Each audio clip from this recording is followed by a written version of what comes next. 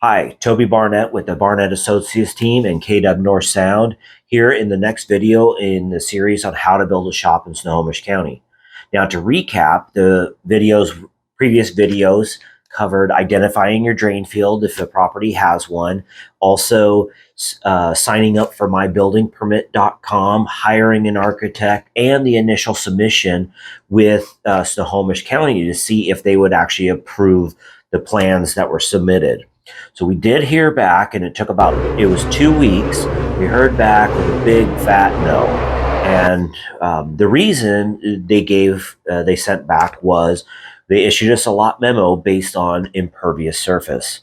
And what that means is when my home was originally built back in 2006, it was spec'd for 6,000 square feet of impervious surface, driveway and roof, etc.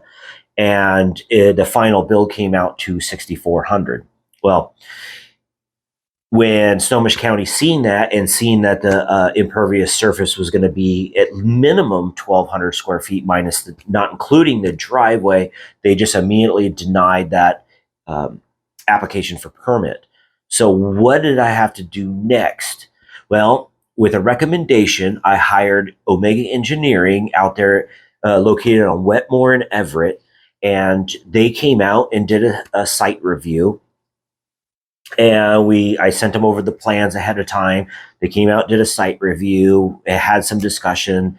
Then what they came up with was a targeted drainage report. And with the targeted drainage report, the goal was to satisfy the county's impervious surface, and the solution Omega came up with was infiltration trenches. So to handle the roof and driveway runoff water. So it just doesn't spill over into the road on the west side of the property. Now, so we submitted, we took that targeted drainage report and then also resubmitted for the application for the building permit to Snohomish County. Now, during that time, you were waiting for the county to review and give their approval, or hopefully not disapproval and jump through any more hoops. But if that was the case, I would have done it. But during that time, I took my plans to E&E Lumber here in State Marysville and got an estimate for the lumber pack for it. So just trying to use my time wisely. And then this shop is a 1,200 square foot shop with vaulted trusses, 2 10-foot garage doors, a man door, and above the eastern portion of the shop is a lofted storage area, and the lower area is a tool room. So I got the estimate back, which included the lumber pack, the trusses, siding, windows, and roof sheeting. And I was actually surprised it only came out to $32,000. I thought it was going to be significantly more, but again, I haven't checked lumber prices recently, and when I do go to build, that'll definitely have to be updated, I would assume. But so I got the lumber pack pricing from E&E Lumber, so I can start, planning. And then also, I went out and I called Snohomish County PUD. So I reached out to Snohomish County PUD, and I had to pay a small fee, and they came out and did a site visit. And we talked about, where the shop was going. They looked at where the power, came to the house and from the street, etc. And for all the power needs, it was, as you can see on the map here, you can see where the shop is. And what I was originally wanting is as you can see in this proposed image, it shows there's a power box at the end of the cul-de-sac. And I was hoping just to jump over and tie into the corner or go to the western portion of the shop, just so, because it's the shortest run. So that was my initial thought. But it turns out the best way to go about it, because where that power box is that I wanted to use, we'd have to trench and underneath driveways.